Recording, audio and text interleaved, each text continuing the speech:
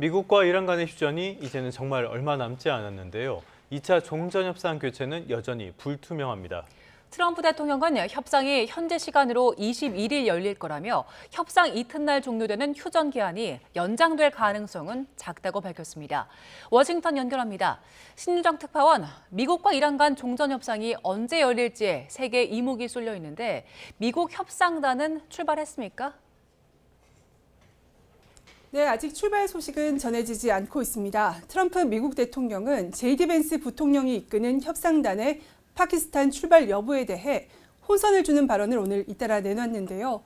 앞서 공개된 뉴욕 포스트와의 인터뷰에서는 파키스탄으로 가고 있고 곧 도착한다고 했다가 블룸버그 통신 인터뷰에서는 이날 중으로 떠나 21일 화요일부터 협상이 시작된다고 말했습니다. 현지 매체들도 아직은 떠나지 않았지만 곧 이동할 거란 보도에 이어서 가장 최신 소식은 내일 화요일에 출발할 거라는 보도가 나온 상황입니다. 뉴욕타임스는 벤스 부통령이 파키스탄에서 협상팀을 이끄는 게 확정됐다면서 21일 화요일 워싱턴 DC를 떠나 이슬라마바드로 향할 것으로 예상된다고 보도했습니다. 또 이란이 추가 협상에 동의할 경우 화요일에 이동할 거라고 가디언과 CNN 등이 보도하기도 했습니다. 휴전 시한과 관련해서도 트럼프 대통령은 모레인 23일 오전, 미 동부 시간으로는 수요일 저녁까지라고 말했습니다. 애초 미국과 이란이 지난 7일 2주 휴전에 합의한 만큼 화요일인 21일까지가 시한으로 여겨졌는데 사실상 휴전 기간을 하루 늘려 잡은 겁니다. 휴전 기간을 최대한 탄력적으로 해석하며 협상 타결 가능성을 끌어올리는 동시에 협상 전망이 불투명한 상황에서 의도적으로 혼란스러운 발언을 내놓는 것 아니냐는 관측도 나오고 있습니다. 네, 의도적인 것인지 아닌지는 많은 평가가 엇갈릴 것 같습니다. 일단은 이란은 종전협상 참여 여부를 결정하지 않으면서 미국의 협상단 출발이 지연되는 것으로 보이는데요. 이란에서는 어떤 입장들 전해지고 있습니까? 네, 말씀하신 대로 이란은 종전협상 참여 여부를 아직까지도 공식적으로 밝히지 않고 있습니다. 이란 고위 관계자는 미국과의 2차 종전협상 참여를 긍정적으로 검토 중이지만 최종 결정은 내리지 않았다고 로이터 통신에 전했습니다. 이란은 중재국 파키스탄에는 미국 측의 태도를 장애물로 꼽으면서 모든 측면을 고려해서 협상 참여 여부를 결정하겠다는 뜻을 밝혔는데요. 아라그치 이란 외무장관은 파키스탄 부총리와의 통화에서 미국의 지속적인 도발, 특히 이란 상선에 대한 위협과 공격을 심각한 문제로 꼽았습니다. 이란 외무부 대변인 발언 잠시 들어보시죠.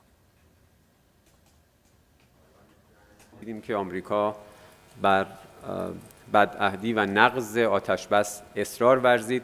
اینا همش گواه این هست که آمریکا ظاهراً در روند دیپلماتیک جدیتی ندارد. 이란 군부와 연계된 타스님 뉴스는 이날 내부 소식통을 인용해서 미국의 해상 봉쇄를 협상의 근본적인 장애물이라고 지적했습니다. 그러면서 파키스탄이 미국의 대이란 해상 봉쇄를 해제하고 이란의 협상 참석을 보장하기 위해 긍정적인 노력을 기울이고 있다고 덧붙였습니다. 네, 이런 상황에서 트럼프 대통령은 해상 봉쇄는 풀지 않을 거란 입장을 고수하고 있네요. 네, 트럼프는 대이란 해상 봉쇄는 합의가 체결될 때까지 풀지 않겠다는 입장을 오늘도 강조했습니다. 트럼프 대통령은 언론 인터뷰에서 이란은 내가 호르무즈 해협을 열기를 절실하게 바란다면서도 나는 합의 서명이 있을 때까지 열지 않을 것이라며 강경한 입장을 거듭 천명했습니다. 이어 SNS에서도 가장 중요한 것은 봉쇄인데 이란을 완전히 파괴하고 있기 때문에 합의가 이루어지기 전까지는 해제하지 않을 것이라고 강조했습니다. 그러면서 합의 없이 휴전 기한이 만료된다면 수많은 폭탄이 쏟아질 것이라면서 휴전 기한이 연장될 가능성은 적다고 이란을 거듭 압박했습니다. 트럼프 대통령의 최근 관련 발언 들어보겠습니다. But the blockade is going to remain. But maybe I won't extend it. So you have a blockade, and unfortunately we'll have to start dropping bombs again. 트럼프는 동시에 합의에 이를 경우 경제적 지원이 이루어질 것이라는 점을 시사하면서 유화적인 메시지도 냈습니다. 베네수엘라 모델을 언급하며 이란의 새 지도부가 현명하다면 이란은 위대하고 번영하는 미래를 맞을 수 있을 것이라고 밝혔습니다.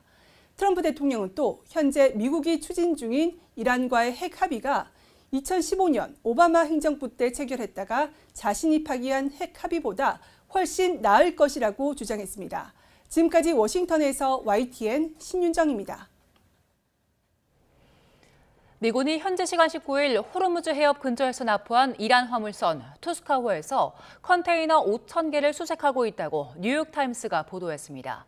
뉴욕타임스는 미국 당국자의 말을 인용해 미 해병대 한 팀이 현재 수색에 나섰고 수색 작업이 끝나면 투스카호의 처리 방향을 정할 거라고 전했습니다. 또 다른 미국 당국자는 투스카호 선원들의 경우 곧 이란으로 돌아갈 거라고 말했습니다. 미 중부사령부는 호르무즈 해협 주변에서 이란 연계 선박을 대상으로 봉쇄 조처를 시행한 이후 지금까지 모두 선박 27척이 회항했다고 밝혔습니다. 호르무즈 해협의 봉쇄로 선박 통행 차질이 계속되면서 주요 원유 수출국 가운데 하나인 쿠웨이트가 수출 중단을 의미하는 불가항력을 선언했습니다. 카타르와 바레인에 이어 주요 산유국의 세 번째 불가항력 선언인데요. 이란은 호르무즈 통제권을 포기하지 않겠다는 입장이어서 원유 수급에 대한 우려가 커지고 있습니다. 런던에서 조수연 특파원입니다. 쿠웨이트 국영 석유공사 KPC가 원유와 석유 제품 수출에 대해 불가항력을 선언했습니다. 계약사들의 서신을 보내 호르무즈 해협 봉쇄로 인한 선박 통행 차질을 이유로 불가항력 조항을 발동한다고 통보했습니다. 호르무즈 봉쇄로 유조선의 걸프 해협 진출입이 막히면서 기존에 약속된 인도 물량을 제때 맞추기 어려워졌다는 설명입니다. 불가항력은 전쟁 등 예기치 못한 외부 요인으로 계약 이행이 불가능해질 때 법적 책임을 면제받는 조치입니다. 쿠웨이트는 지난해 기준 우리나라의 원유 수입량 가운데 10%를 차지할 정도의 주요 수출국입니다. 최근 페르시아만 안에 위치한 카타르와 바레인도 불가항력을 선언했는데 우리 정부는 당장 수급에는 문제가 없다고 밝힌 바 있습니다.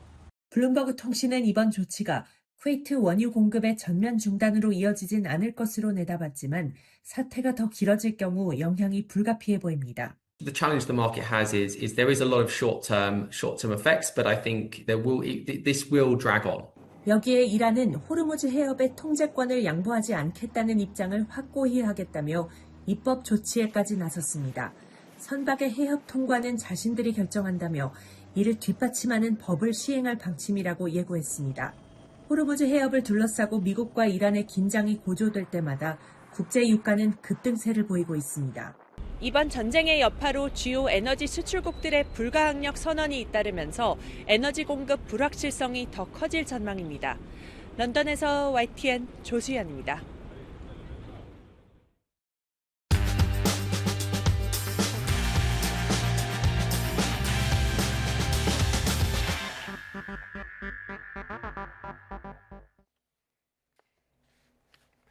(4월 11일) 화요일 스타트 브리핑 시작합니다. 네, 세계 시선이 미국과 이란의 종전 협상에 쏠려 있죠. 중재국인 파키스탄의 마음도 급한데요. 파키스탄이 필사의 중재 나서는 이유를 정리한 중앙일보 기사 보겠습니다. 파키스탄이 당장 두려워하는 건 사우디아라비아의 참전입니다. 두 나라가 작년에 상호 방위협정을 맺었기 때문인데요. 만약 사우디가 이란을 공격하면 파키스탄도 전쟁에 동참해야 하는 상황인 겁니다. 또 다른 이유는 경제입니다. 안 그래도 파키스탄은 IMF의 구제 금융을 받고 있는데 걸프 국가에 의존하는 경제 구조 때문에 전쟁이 길어질수록 치명타를 입습니다. 또 인구의 20%가 시아파인데요. 시아파 종주국인 이란의 피해가 늘면 국내 반발이 커지는 것도 두려운 요소입니다. 여기에 더해 내전 우려까지 있습니다. 발루치족이 분리독립 무장투쟁을 벌이고 있기 때문인데 종전협상이 파키스탄에서 원만하게 재개될 수 있을지 계속 지켜봐야겠습니다. 이어서 볼 조선일보 기사는 바다 위에서 미국의 슈퍼항공모함이 지쳐간다는 내용입니다. 베트남전 이후로 50여 년 만에 최장 해상 배치 기록을 세웠다고 합니다. 제럴드 포드함은 세계 최대 항공모함이자 미국 최첨단 군사기술의 집약체입니다.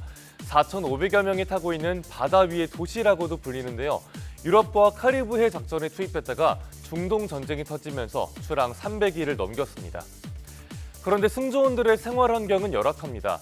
툭하면 변기가 고장나고요. 세탁실에서 화재가 발생하기도 했습니다. 배치가 길어지면서 승조원들의 피로와 우울감도 커지고 있는데요. 미 해군이 함정에 세이지라는 이름의 치료견을 태운 것도 바로 이 때문입니다. 무리한 작전 연장이 항모 전력 운용에도 부담을 준다는 지적인데요. 배치가 끝나면 많은 승조원들이 심각하게 전역을 고민하고 있다는 말이 나오는 상황입니다. 이어서 석유 최고가격제 부작용을 우려하는 동아일보 기사 보겠습니다. 시행된 지 한 달이 됐는데 에너지 소비를 줄이는 효과가 적다는 지적을 담았습니다. 네, 전국 휘발유 평균값은 리터당 2,000원을 넘겼습니다. 최고가격제가 없었다면 리터당 2,200원을 넘었을 거란 얘기가 나오는데요. 국제 유가 대비 국내 기름값 인상폭이 제한되면서 소비자 입장에선 좀 부담을 덜었습니다. 하지만 그만큼 덜 쓰자는 절약 의식이 약해졌고요. 대통령이 최근에 이 부분을 우려하기도 했습니다. 최고가격제의 완충 효과가 오래 갈수록 부작용은 커진다는 겁니다. 또 정유사의 손실을 보전하기 위해서 막대한 세금이 투입되는 점, 그리고 제도가 끝나면 기름값이 갑자기 크게 오를 수 있다는 점도 문제로 꼽힙니다. 해외선 가격을 직접 누르기보단 세금을 낮추거나 보조금을 주는 식으로 대응하고 있습니다. 최고가격제를 어떻게 끝낼지 출구 전략을 고민해야 한다는 지적이 나옵니다. 끝으로 볼 기사는 중고차 수출이 호르무즈 직격탄을 맞았다는 내용입니다. 지난달 중동 수출이 74%나 폭락했다고 하네요. 네, 인천의 중고차 수출 단지로 가보겠습니다. 인적이 끊긴 채 중고차 2만여 대가 흙먼지를 뒤집어 쓴 모습입니다. 중동 정쟁이 터지면서 수출 업체들은 고사 위기를 맞았습니다. 중동에서 수출량이 가장 많았던 아랍에미리트 수출 대수는 90%나 급감했습니다. 배에 선적돼 수출 물량으로는 잡혔지만 중동에 제대로 도착한 중고차는 극소수라고 하는데요. 바다 위를 떠돌다가 제3국에서 표류 중인 물량이 많다는 얘기입니다. 또 운 좋게 중동에 물량이 도착해도 걱정입니다. 컨테이너 비용과 추가 운송비가 눈덩이처럼 불어나고 있기 때문입니다. 중동 경제 마비로 중고차 시세는 절반으로 꺾였다고 하는데요. 그래도 업체들은 헐값에 차 한 대라도 더 넘기려고 안간힘을 쓰는 상황입니다. 4월 21일 아침 신문 살펴봤습니다. 지금까지 스타트 브리핑이었습니다.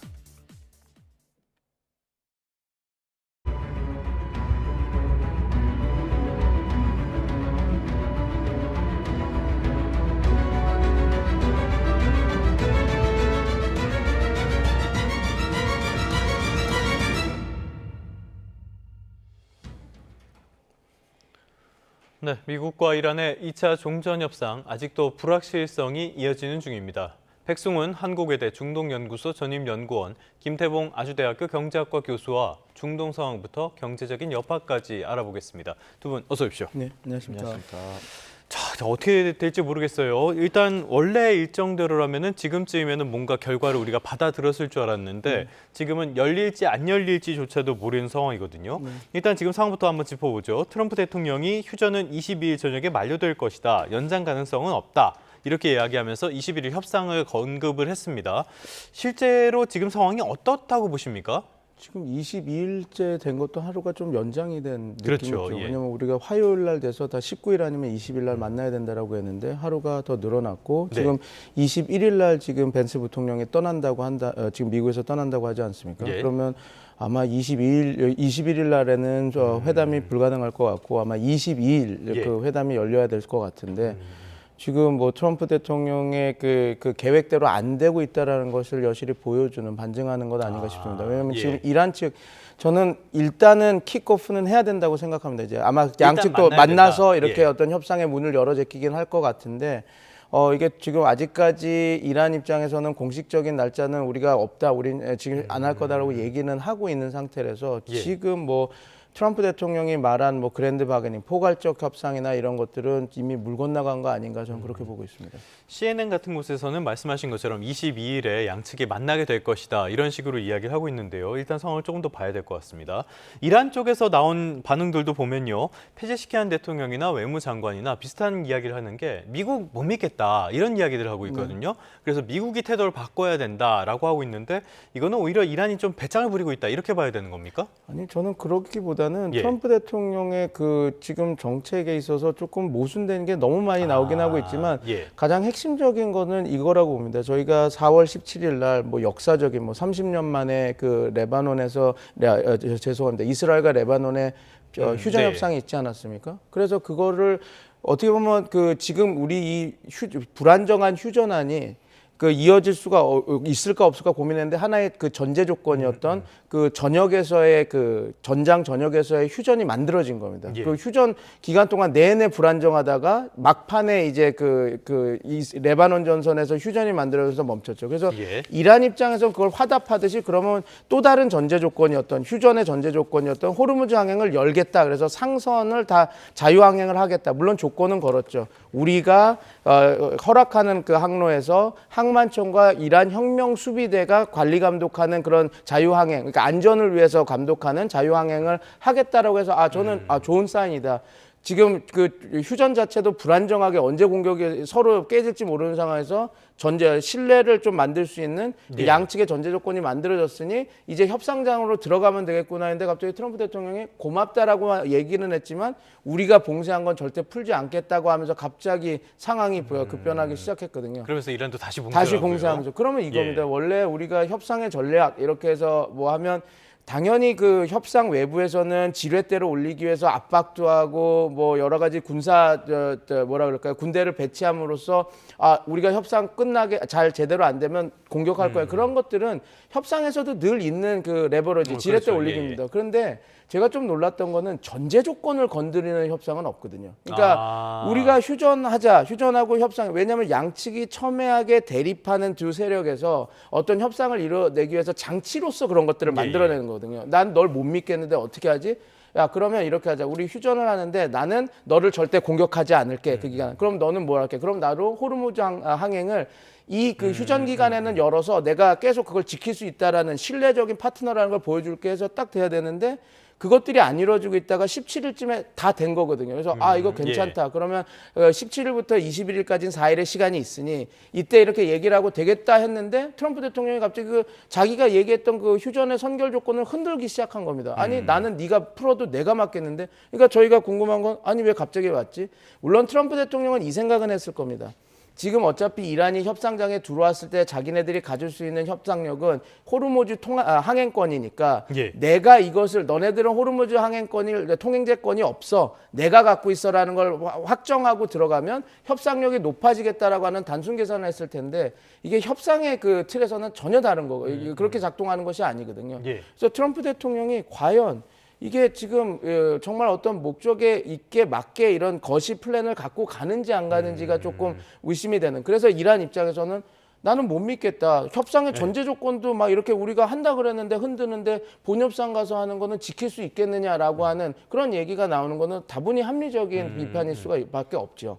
뭐 기존에 벌써 2차례나 협상 중에 공격을 받기도 했었고요. 그러다 보니까 이란 쪽에서는 믿기가 어려울 것 같은데 이런 트럼프의 오락가락이 얼마나 상황을 지금 어렵게 만들고 있는지 또 말씀해 주신 이스라엘과 레바논의 휴전 상황은 어떻게 되는 건지는 잠시 뒤에 조금 더 살펴보기로 하겠고요.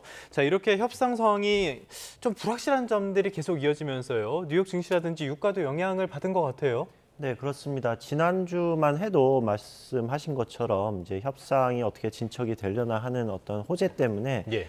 증시들이 전반적으로 오르고 그리고 이제 원유 가격도 좀 이제 안정화를 좀 찾아가는 모습이 이제 시작된 것으로 볼 수 있었는데 지난 이제 트럼프의 발언과 이제 호르무즈 해협에 관한 어떤 이 관련 문제들로 인해서 갑자기 또 이제 급변하면서 증시가 이제 소폭 하락한 것으로 보입니다. 그리고 마찬가지로 원자재 가격도 이제 소폭 상승한 것으로 나타났고요. 다만 아직까지 지금 이제 이미 증시가 마감이 됐습니다만 앞으로 또 내일 어떻게 전개될지는 예상하기는 힘든데요.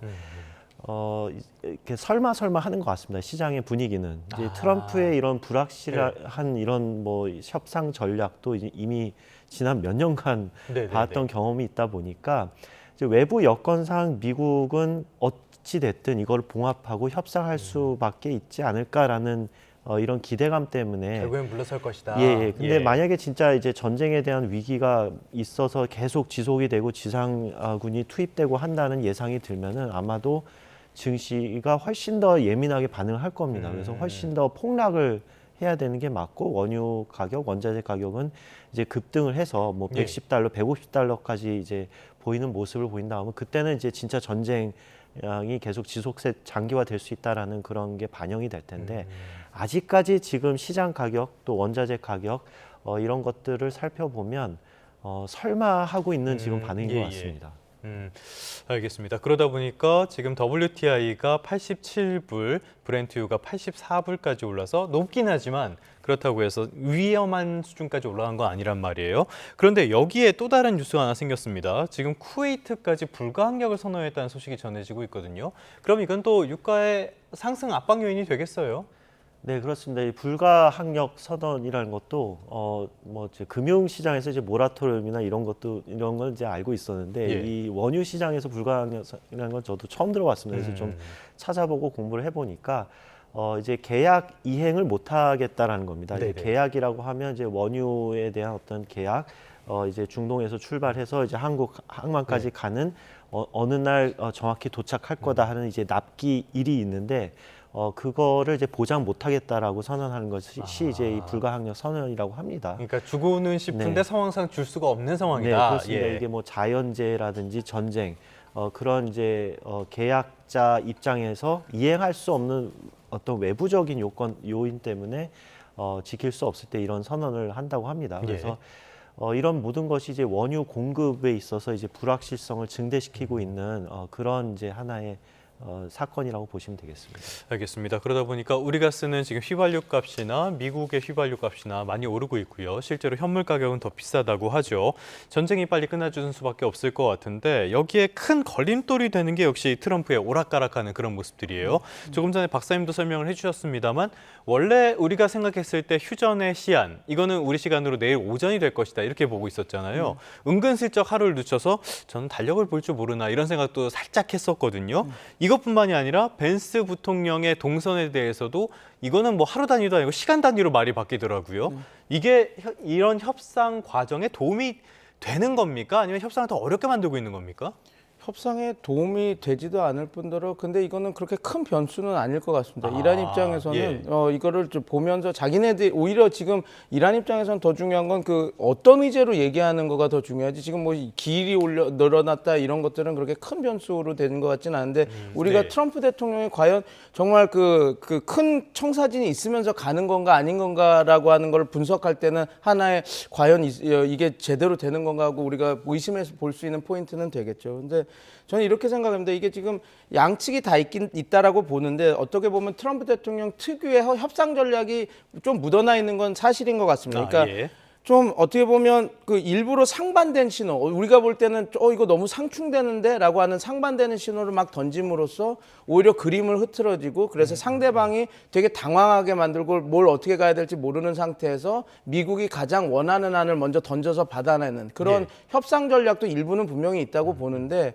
지금 너무 그 정도가 너무 심하기 때문에 이게 그리고 그 여러 가지 뒤에서 나오는 보도들은 트럼프 대통령도 그 초조하고 긴장을 하고 있고 분노를 많이 하고 있다는 걸 보여줘서 이게 그 두 가지 요소가 같이 들어가서 오히려 더 혼란스러운 지금 협상 국면으로 이어지는 거 아닌가 저는 그렇게 보고 있습니다.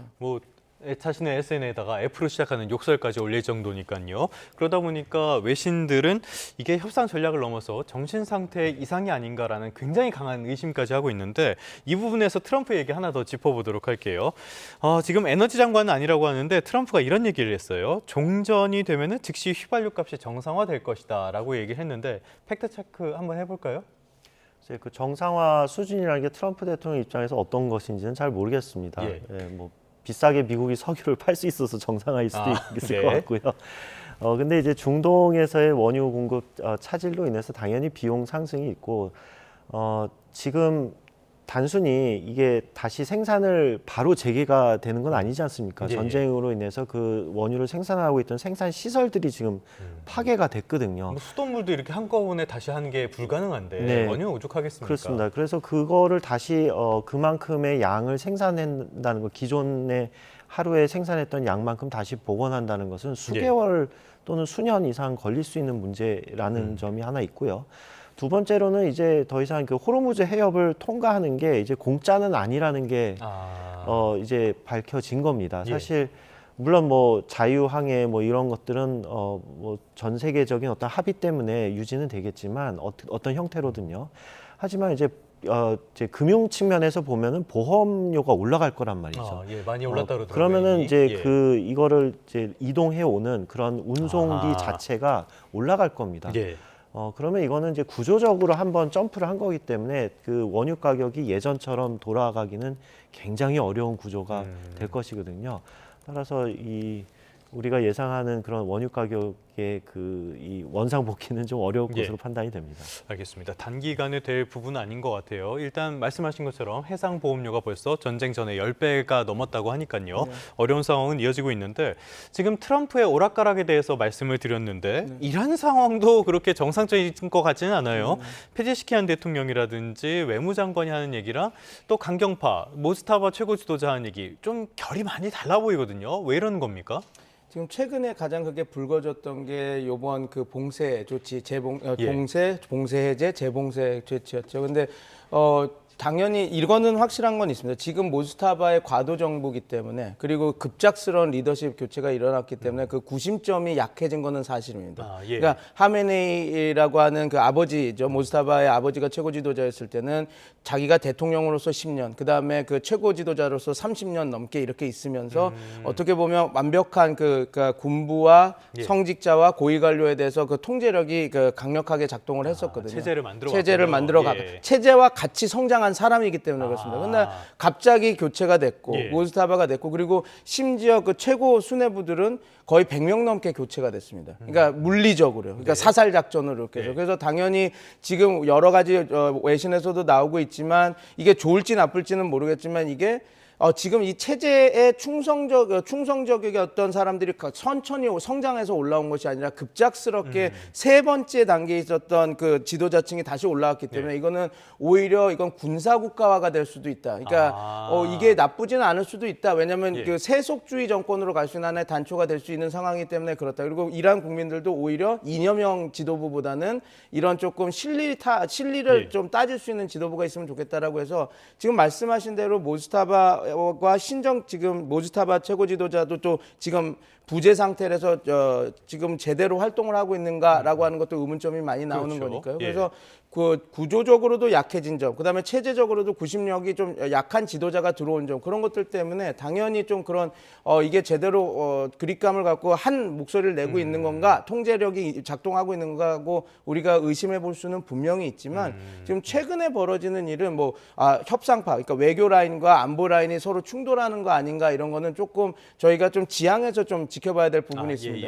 왜냐하면 최근에 있었던 죄송합니다. 아락치 외상이 상선을 다 자유항행으로 열겠다라고 하는 거 보면 지금 여러 가지 시그널이나 그 과거에 있었던 걸 보면 그때 있었던 상황들을 보면 혁명 수비대가 그 상황을 몰랐던 게 아니거든요. 그러니까 워싱턴 포스트에서는 아락치 외무상이 그냥 자기가 임의대로 했다가 이게 크게 혼났다라고 하지만 그렇지 않다라는 증거들이 많은 게 아락치 외무상도 뭐라고 얘기했냐면 우리가 레바논 그 문제가 해결됐으니 우리가 휴전 기간 동안에만 이걸 열겠다라고 우리도 얘기를 해서 기간을 정했었고 내부적으로 합의가 된 거죠. 그렇게 하고 그다음에 뭐라 그랬냐면 자유항행이긴 하지만 우리가 알려준 그 항로로 그리고 그거에 대한 관리 감독은 혁명수비대가 한다라고 그랬거든요. 근데 혁명수비대와 대답도 안 돼 있는 상태에서 그렇게 짐을 던지듯이 22일까지는 이렇게 할 거고 혁명수비대 니네가 해 이렇게 하는 거를 얘기도 안 하고 했다라고 보기에는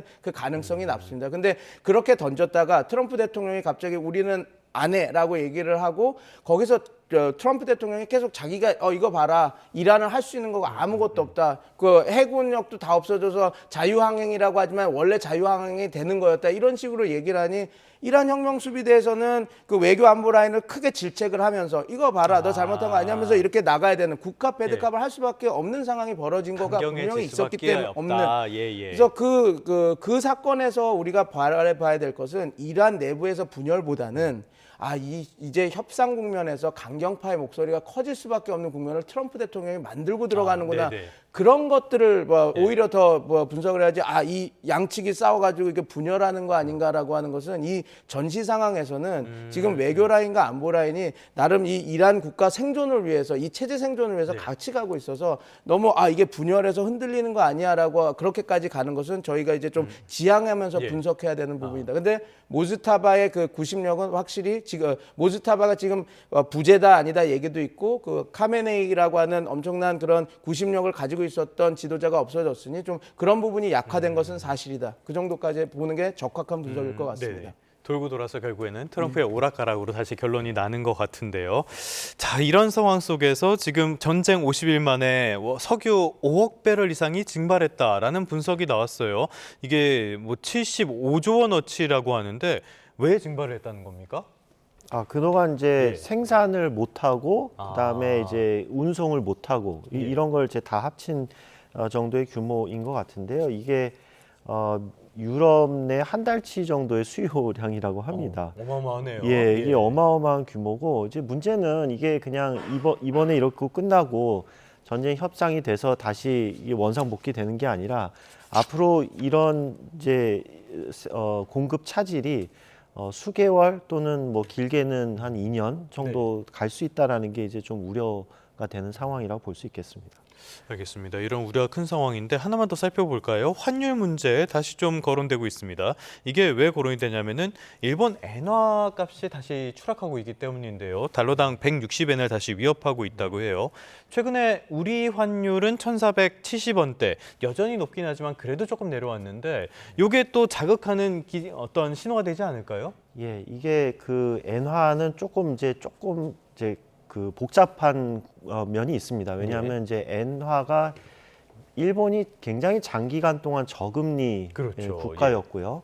그리고 또 좀 더 최근에 10년대 들어서는 이제 아베노믹스나 이런 걸로 해서 이제 엔저를 이제 유지하고자 했습니다. 그런 환경이 엔 캐리 트레이드라고 해서 일본에서의 자금이 전 세계의 다른 금융시장에 투자가 되는, 왜냐하면 일본에서 돈을 빌려오면 엔화도 이제 가치가 낮은 상태고 일본의 금리도 낮기 때문에 굉장히 저비용으로 이제 조달을 하는 거죠. 그러니까 금리가 싼 곳에서 돈을 빌려서 금리가 그렇습니다. 높은 곳에 투자를 한다. 그런 게 이제 엔캐리 트레이드로 이제 유지가 되고 있는데 문제는 이제 어느 정도 금리든 엔화의 가치는 안정적으로 그 수준에서 있어주면은 예상 가능한 범위 있기 때문에 이제 전략이 통하는데 문제는 이제 지금 엔화가 계속 약세란 말이죠. 그러니까 계속 추세적으로 이제 엔화 그 달러 대비 엔화가 이제 올라가고 있는 상황입니다. 왜냐하면 이제 작년부터도 좀 시작이 된 측면도 있지만 전쟁 때문에 특히 원유 의존도가 굉장히 높은, 특히 중동 원유에 대한 의존도가 90%라고 합니다. 일본의 경우는. 그래서 일본의 경제 타격을 이제 우려해서 자본 유출이 발생을 하다 보니까 그런 구조적인 유출이 엔화 약세를 더 부추기는 측면이 있습니다. 근데 이게 또 2차적으로 어떤 일을 만드냐면 미국 국채 금리가 올라갑니다. 그러니까 시장에서 일본 엔화에 대한 수요가 줄어드니까 시장 금리인 일본의 10년물 국채가 무려 27년 만에 가장 높은 금리 수준을 기록하고 있는 상황이고요. 그것이 결국은 일본 중앙은행의 정책금리, 즉 기준금리를 인상시키는 이제 압박으로 작용을 하고 있는 상황입니다.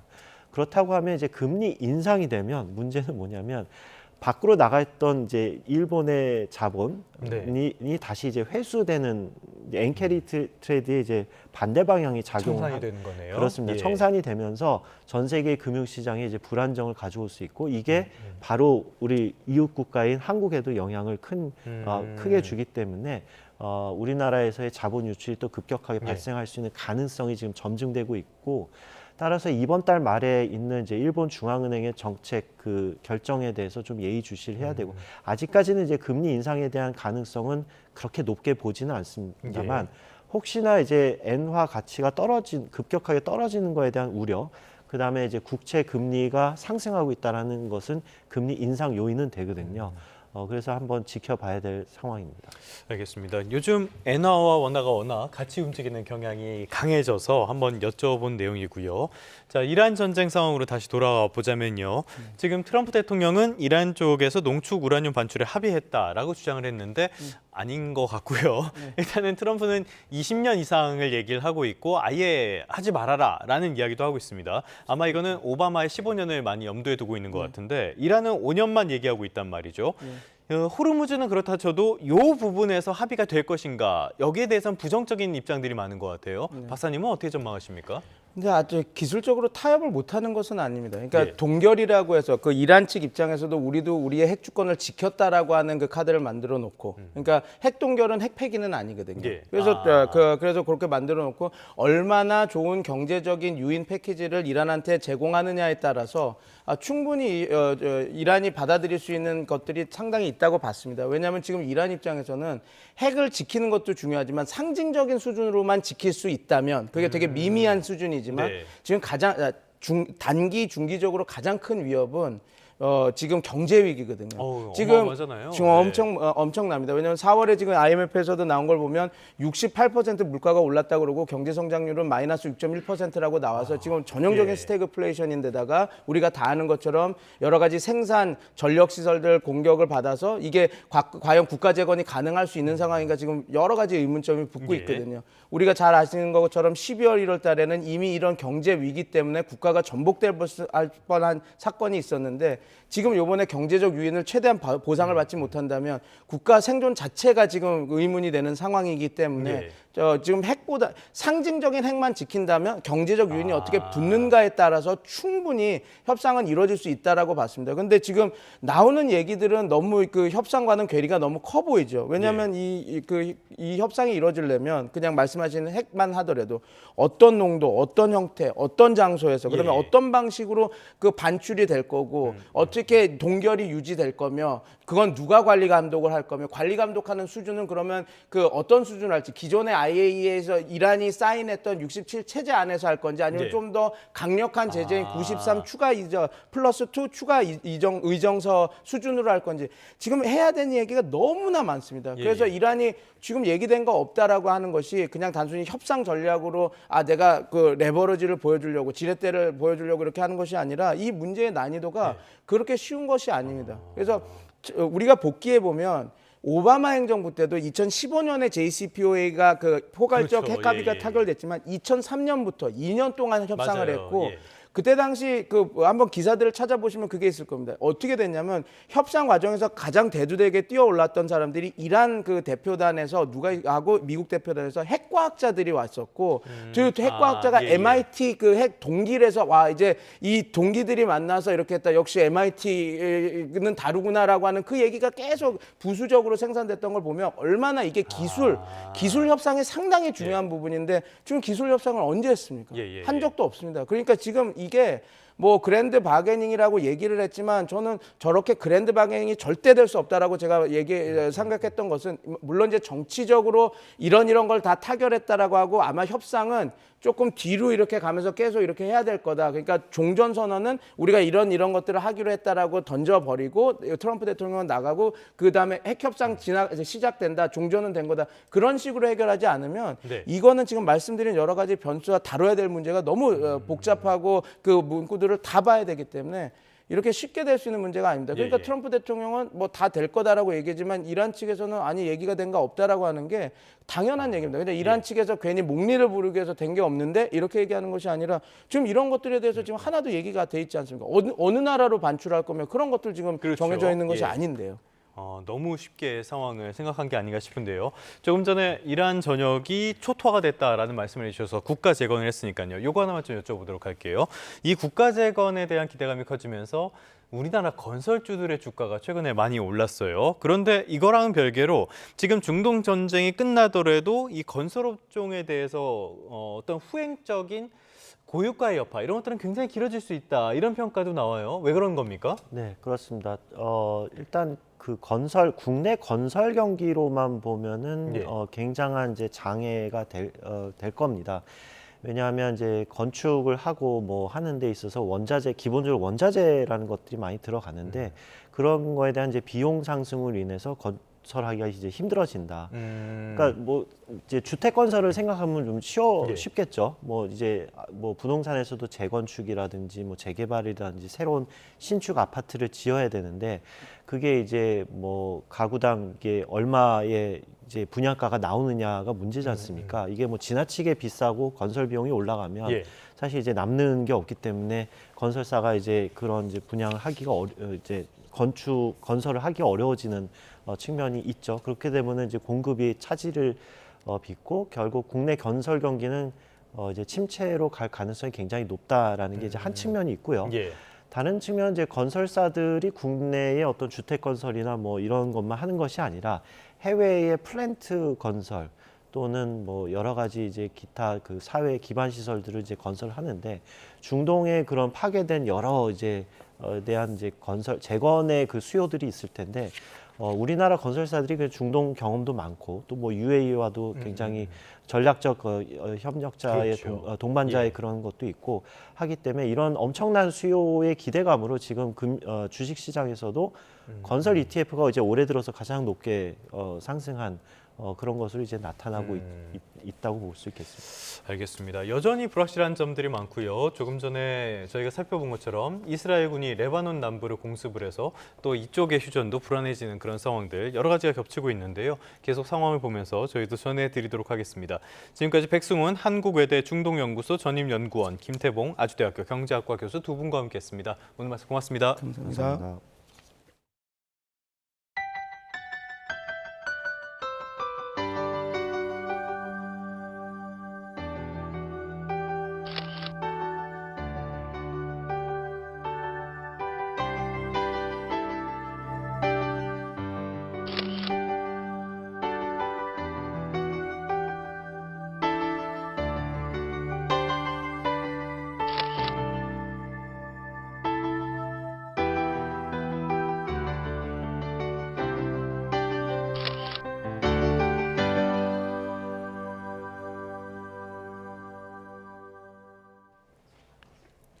네, 끝으로 출근길 날씨 살펴보겠습니다. YTN 야외 스튜디오 연결합니다. 정수현 캐스터. 네, 정수현입니다. 네, 오늘 아침에는 반짝 추위가 나타났다고요. 네, 밤사이 찬 공기가 내려오면서 오늘 아침은 제법 쌀쌀합니다. 현재 서울 기온이 7.3도로 예년보다는 2도, 어제보다는 6, 7도 정도 낮게 출발하고 있습니다. 다만 한낮에는 20도 가까이 오르며 따뜻하니까요. 큰 일교차에 대비 잘 해주시기 바랍니다. 네, 그런데 현재 전국적으로 미세먼지 농도가 짙게 나타나고 있다고요? 네, 제법 쌀쌀한 아침에 불청객 황사까지 겹쳤습니다. 현재 전국의 미세먼지 농도는 나쁨 수준 보이고 있고요. 또 대부분 지역의 황사 위기경보 경계 단계가 발령 중입니다. 노약자나 호흡기 약하신 분들은 건강관리에 더욱 각별한 주의가 필요하겠습니다. 현재 대전과 세종, 또 광주에서 미세먼지 주의보가 내려진 가운데 오늘 전국적으로 먼지 농도는 나쁨에서 매우 나쁨 수준을 오르내리겠습니다. 강원 남부산간과 충남 공주와 금산, 전북 무주에는 역대 가장 늦은 한파주의보가 내려진 가운데 오늘 아침 기온도 뚝 떨어졌습니다. 전북 장수군은 영하 0.8도, 충북 제천은 영하 0.2도 등 특보 지역을 중심으로는 기온이 영하권을 보이는 곳이 있고요. 그 밖의 지역도 어제보다 5에서 10도 정도 기온이 크게 떨어졌습니다. 현재 기온은 서울이 7.3도, 대전 3.5도, 전주는 2.9도 보이고 있습니다. 하지만 낮부터는 예년 수준을 회복하겠습니다. 서울이 19도, 대전 21도, 대구 23도로 예상됩니다. 당분간 일교차 큰 봄 날씨가 이어지겠고 내일 오후 제주도를 시작으로 모레는 남부지방에 또다시 비가 내릴 전망입니다. 오늘 하늘 자체는 맑게 드러나겠지만 중부를 중심으로는 연일 건조특보가 이어지고 있습니다. 바람도 강하게 부는 만큼 화재 예방에 힘써주시기 바랍니다. 지금까지 YTN 정수현입니다. 네, 4월 21일 YTN 뉴스타트 모두 마무리하겠습니다. 잠시 뒤 뉴스업이 이어집니다. 시청해주신 여러분 고맙습니다.